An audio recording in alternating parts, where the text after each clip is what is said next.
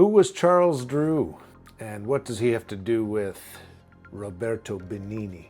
What is ashwagandha, and what does it tell us about the fear of needles? I'm Richard Nahas, and this is the New Medicine Podcast, where I give you a unique perspective based on blockage-based care as an important medical advance.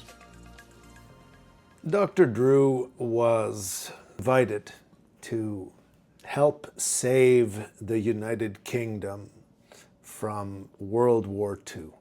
It was the summer of 1940, and the Battle of Britain was on. Germany had just led France to surrender, and Norway had surrendered too, making Britain vulnerable from all sides. From Spain all the way to the Arctic Circle.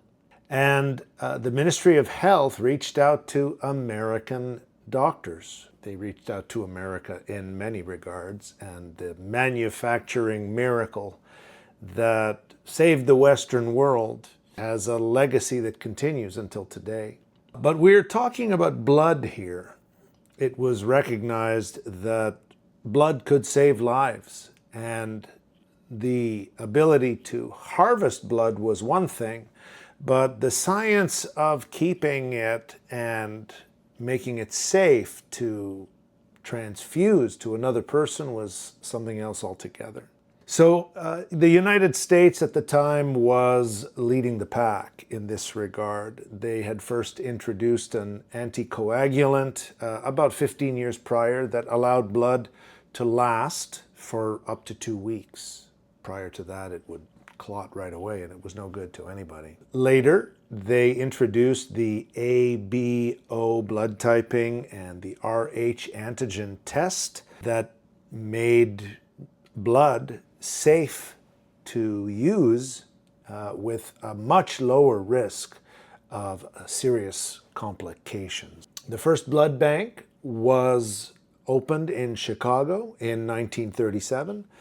And in New York City that summer of 1940, a group of physicians gathered for what was called the Blood Transfusion Betterment Association, a campaign that was later called Blood for Britain. The doctors appointed Charles Drew to be the director of this campaign.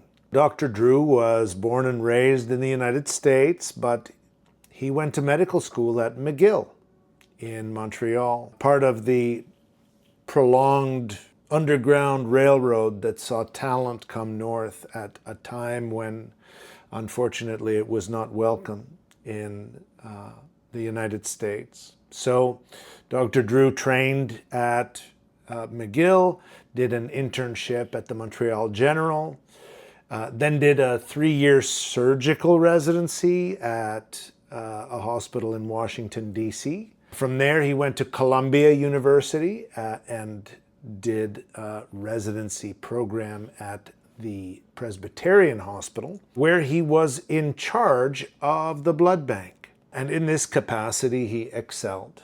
Dr. Drew was described as tall and broad-shouldered, handsome and charming, brilliant and administratively gifted. And everyone who came in contact with him was impressed by him.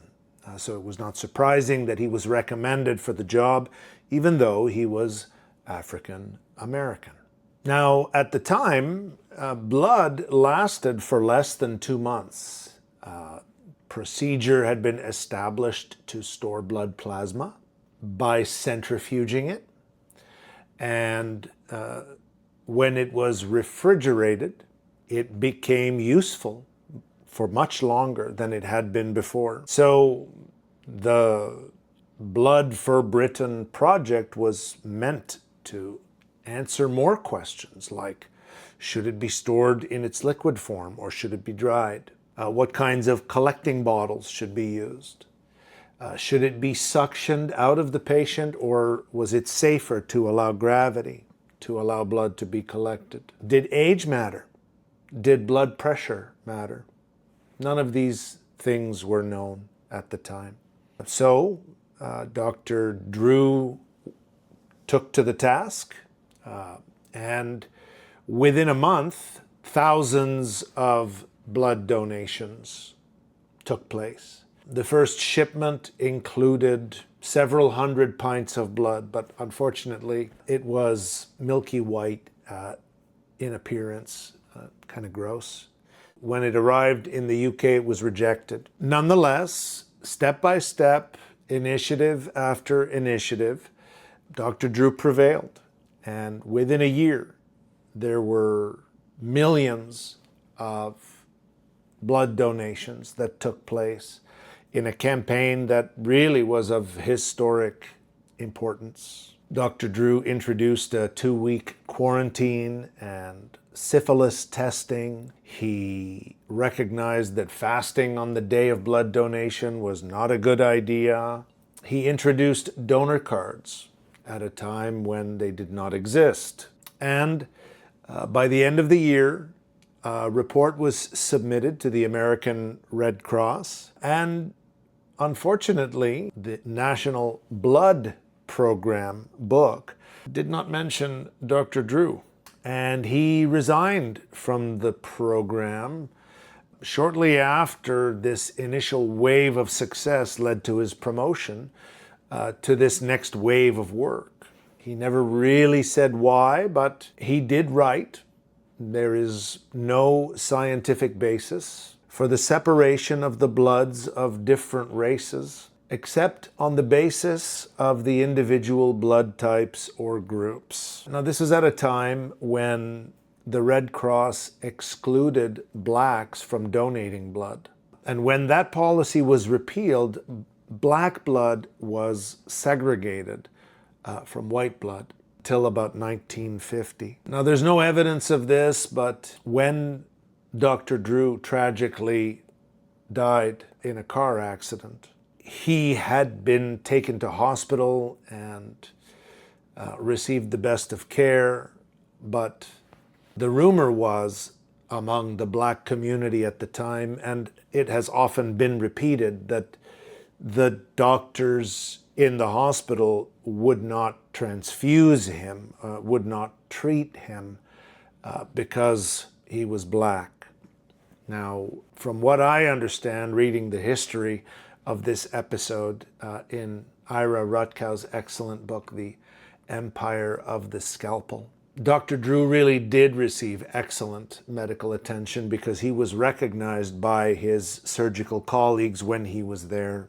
But nonetheless, many blacks did endure medical racism as probably the least of 100 forms of racism they had to endure at a time when black lives did not matter. And a poem was written by a young woman named Gwendolyn Brooks that was a reflection on this episode and many others like it. She wrote, "In a southern city, a white man said, 'Indeed, I'd rather be dead. Indeed, I'd rather be shot in the head or ridden to waste on the back of a flood than saved by a drop of a black man's blood.'" Dr. Drew was a gentleman until the end. He is one of the most idolized academic black champions in American history. There is a Charles Drew University that trains healthcare practitioners in Los Angeles. His home in the DC area is a monument. And it's characters like these that have helped me endure the hardships in my life, because I think heroes are not defined by what they achieve in the end, but they're defined by the number of times they get back up after being knocked down. Hats off to Dr. Drew. And now Dr. Drew is a lesson in resilience, and oppression is just one of many forms of psychological trauma, psychological stress that we endure. in life. And whether our stressors are due to fractures or surgical procedures, falls, traumatic injuries, infections, or emotional traumas, our ability to bounce back from these, the extent to which these traumas leave a scar, is really all about resilience. And resilience is a topic that is really important for all of us to grasp and to embrace, because our physical resilience and our psychological resilience are both somewhat different but very linked markers of our health and well-being. In fact, one of the best ways to define health is our ability to bounce back from the shocks of life. Of course, when we're at rest, doing our daily routine, the absence of symptoms is a good thing, but the absence of disease is not what defines health, as many of us in integrative medicine love to say. The spectrum of health has extreme debility and death at one end, and many people live within the spectrum that we call unwell or ill.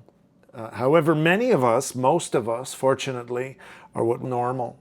You know, maybe we have a little upset stomach now and then, maybe we're prone to headaches, maybe we don't sleep well every single night, but generally speaking, if your body works, if there's nothing that seems broken, you would define yourself as healthy.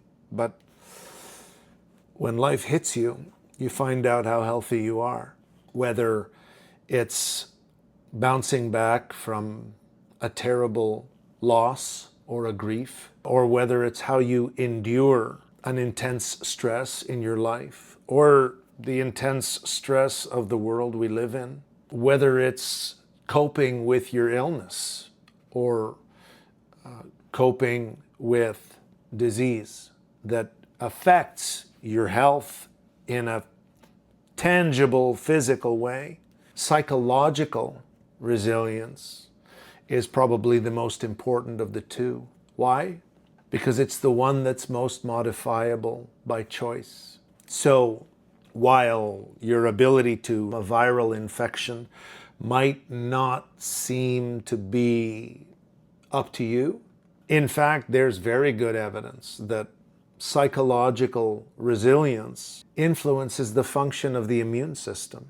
And a systematic review that includes animal studies and human studies limited to psychological resilience points to very clear relationships in both directions between the health of your immune system and your psychological resilience. Now, this is important because inflammation that can be present for a variety of reasons is now recognized to change the brain, to cause subtle changes in the pathways that govern how we think and how we react, and even affecting our core beliefs, depending on how inflamed our brains might be.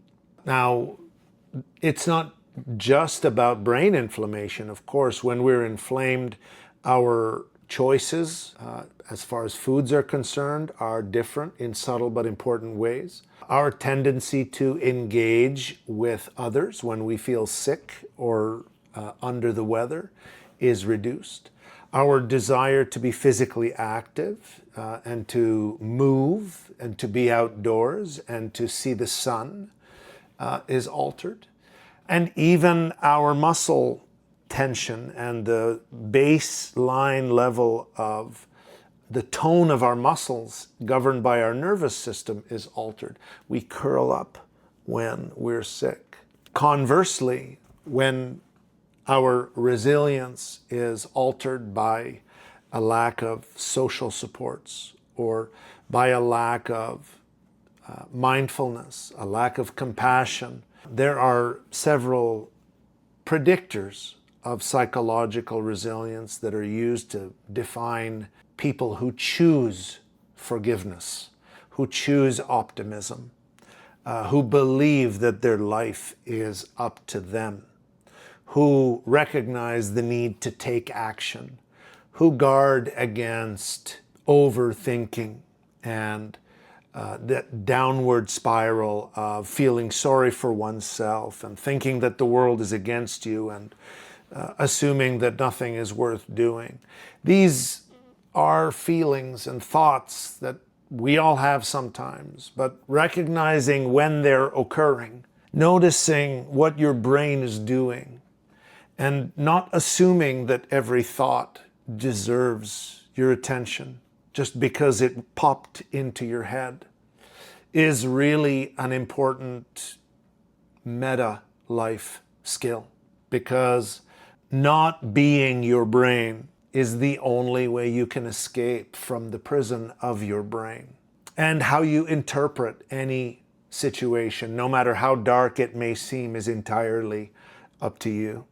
So I will use this to segue into Roberto Benigni, who is one of my favorite actors because he is hilarious, but he's magical at the same time. And nothing embodies this more than Life is Beautiful, La Vita è Bella, which is one of my all-time favorite films. This is a scene in which Benigni has just found his way into a concentration camp. He's lost his wife.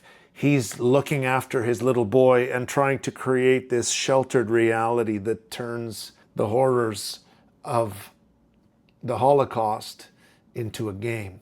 Watch this. Achtung! Ruhe! Gibt es hier einen Italiener, der Deutsch spricht? Che ha detto?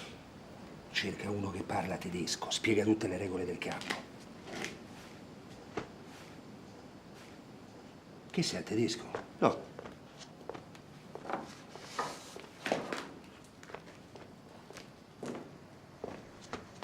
Alles hören, ich sage das nur einmal. Comincia il gioco. Chi c'è, chi non c'è, non c'è. Ihr seid nur aus einem einzigen Grund in dieses Lager transportiert worden? Si vince a 1000 punti. Il primo classificato vince un carro armato, vero? Um zu arbeiten. Beato lui. Jeder Versuch der Sabotage wird mit dem sofortigen Tode bestraft. Die Hinrichtungen finden auf dem Hof durch Schüsse in den Rücken statt. Ogni giorno vi daremo la classifica generale da quell'altoparlante là. All'ultimo classificato verrà attaccato un cartello con su scritto asino, qui, sulla schiena. Ihr habt die Ehre, für unser großes deutsches Vaterland arbeiten zu dürfen und am Bau des Großdeutschen Reiches teilzunehmen. Noi facciamo la parte di quelli cattivi che urlano. Chi ha paura perde punti. 3 Grundregeln solltet ihr nie vergessen. Erstens, versuche nicht zu fliehen. Zweitens, folge jedem Befehl ohne Fragen. Drittens, jeder Versuch eines Aufstandes wird mit dem Tod durch Erhängen bestraft. Ist das klar? In 3 casi si perdono tutti i punti. Li perdono 1, quelli che si mettono a piangere. 2, quelli che vogliono vedere la mamma.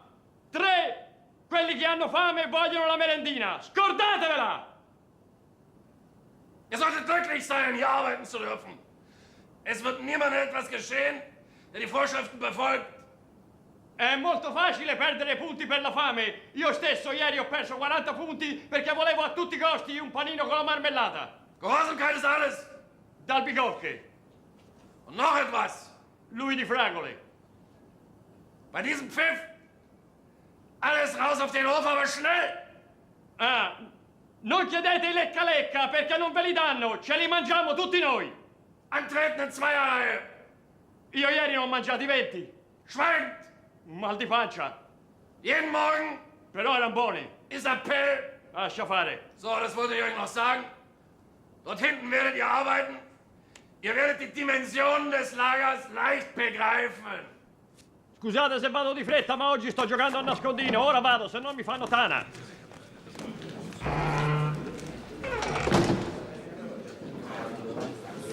Now, if that isn't a lesson that anything in life is what we make it, I don't know what is. So whether you're struggling with health or whether you're struggling with life, whatever it is that is the biggest source of stress for you right now, recognize that you have it within your power to make it evaporate in your mind. It's not simple to master your thoughts, but it's worth the investment.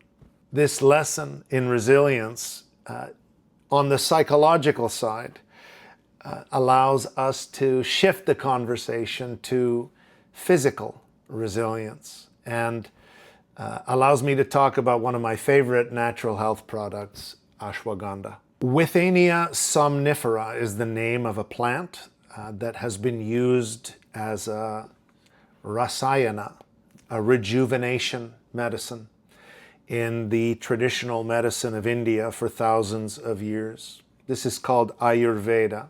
Ayu, Veda, the science of life. And Ayurveda is very similar in many ways to traditional Chinese medicine. Historically, the itinerant wandering monks that floated around Asia between India and Tibet and China went from monastery to monastery, and their insights and their knowledge planted seeds that went both ways. So there are channels in Ayurveda that resemble acupuncture meridians, and there's much in common between the 5-element theories of traditional Chinese medicine and Ayurveda. The time I spent diving into that world convinced me that Western medical science can benefit from learning something from this world of Asian medicine. Blockages turned out to be the thing. But back to ashwagandha.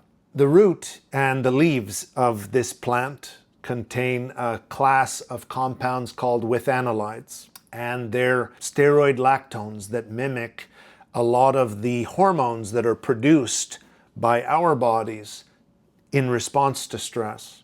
So ashwagandha has been touted for centuries as an adaptogen, one of many plants that help us resist stress, give us strength and fortitude. And really, if that is how we define health, the ability to withstand stress, what's better than that?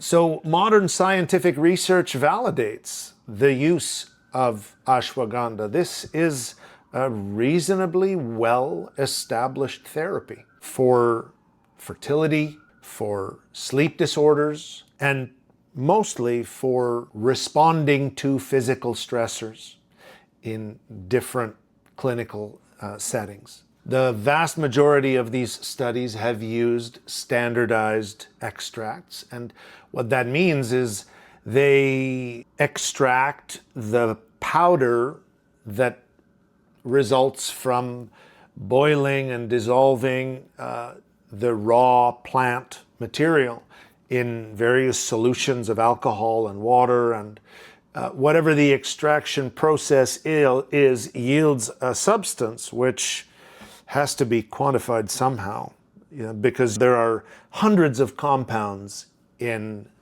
every plant, unlike a drug which contains a single ingredient. Most plant-based medicines contain a wide range of active and inactive ingredients, so they're typically standardized to one ingredient that is believed to be important to its activity, and that reflects the overall purity, the overall content of the family of compounds that resemble it, right? So the ashwagandha is standardized to 1 withanolide, but it reflects the total amount of withanolides in a family of compounds. And this is important because one of the reasons that Western medical science, that evidence-based medicine, has been hesitant to embrace any plant-based medicine is that no two studies use the exact same thing.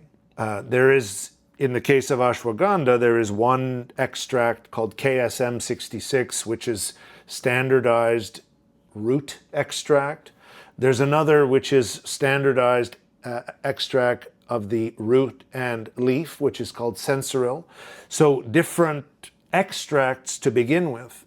And in addition to this, the age of the plant, the season of the year, the time of day, the phase of the lunar cycle, all of this affects what is in that root. So an inherent weakness in the ability to conduct large clinical trials of all botanical medicines, but many of these principles apply to other natural health products as well, whether it's a vitamin or a mineral or an oil.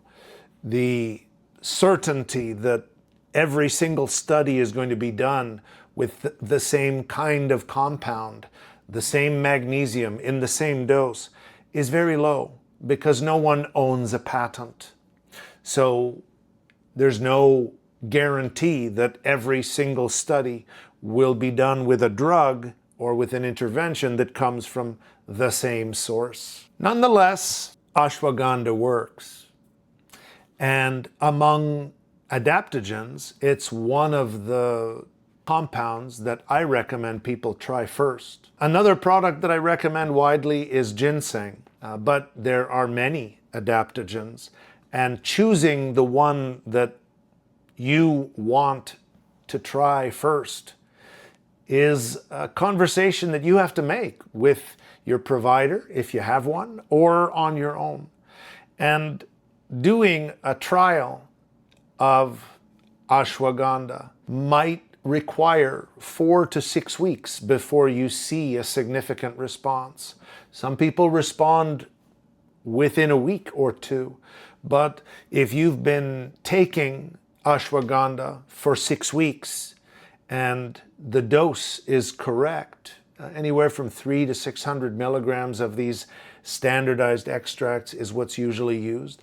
If you're taking the right dose of a good extract for long enough and it didn't work for you, it matters little what the clinical research says. You probably should try something else. Now, that's not something you can do with any kind of clinical problem, but if you're struggling with insomnia or fatigue or pain or depression or anxiety, if you've got any kind of neuropsychiatric symptom that you hope ashwagandha might improve, I would give it 6 weeks. And if you're not better, consider trying something else. Now, interestingly, ashwagandha is also used to improve sperm count. Of course, it acts on many levels in the stress axis, the hypothalamic, pituitary, adrenal axis. So not only does it improve the motility and number of sperm, not only does it influence testosterone levels, potentially. This is what the evidence suggests, but my colleagues in most disciplines would say it's preliminary, needs to be confirmed. Further research is needed. That being said, if ashwagandha is also improving your libido or improving your vascular health, allowing you to maintain an erection for longer, or if it's affecting your brain, making you less depressed or less anxious and allowing you to feel more intimate, more uninhibited, more close to your partner, or more interested in finding a partner. You see that the line between hormones and nervous system function and thoughts and emotions and behavior is not so cut and dried. So rational prescribing is the way to test any product, like ashwagandha. Try one thing at a time. Make sure you're taking the right dose of a good formulation for long enough, and decide for yourself how much of a difference it made. Over time, you can try one thing after another, work with one provider after another, until you find that core group of 3 to 5 interventions that really makes a huge difference in your health. So that you don't have to be a prisoner of the latest news story about this thing that you should be taking. You shouldn't have 25 things in your cupboard that you take every day just because you read 25 articles that they might improve the condition you're worried about. Use your judgment, use the evidence, but use your own body as the experiment that matters most. Now, on the subject of blood and resilience, or bouncing back from stress, let's touch on venipuncture as an injury that many of us have sustained. Now, we don't think of venipuncture as an injury, but it's a sharp object puncturing the wall of a blood vessel. And because we now use an ultrasound to guide the venipuncture procedure in hospital and in children and in high-risk patients, meaning those who have difficult veins, we know that venipuncture can cause thrombus to form, a little blood clot at the site. It can cause a hematoma to form, that's bleeding around the vessel. That may cause bruising, discomfort, but the interesting question is whether or not this might have a long-term effect on your health in any way that matters. Now, this is just a hypothesis. There is no evidence of this. I can't speak of this as anything more than a logical hypothesis, a set of ideas that make sense and are probably worth investigating.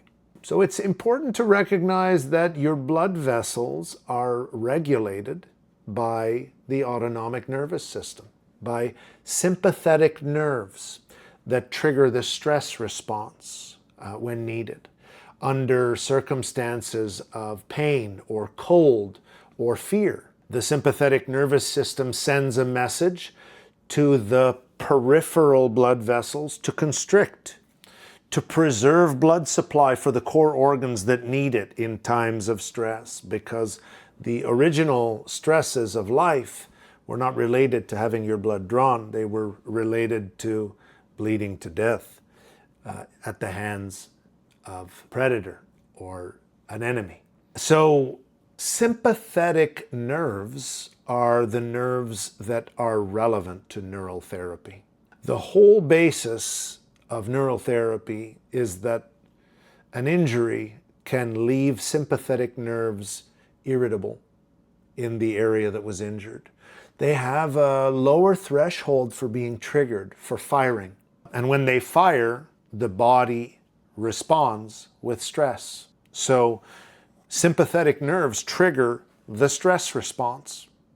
And although arteries have more sympathetic nerve endings than veins, very good electron microscopy and immunohistochemistry research confirms that there is a plexus or a network, a web of sympathetic nerves around the vessels. Specifically, these are defined as perivascular nerves in the adventitia, the fascia that surrounds a vessel.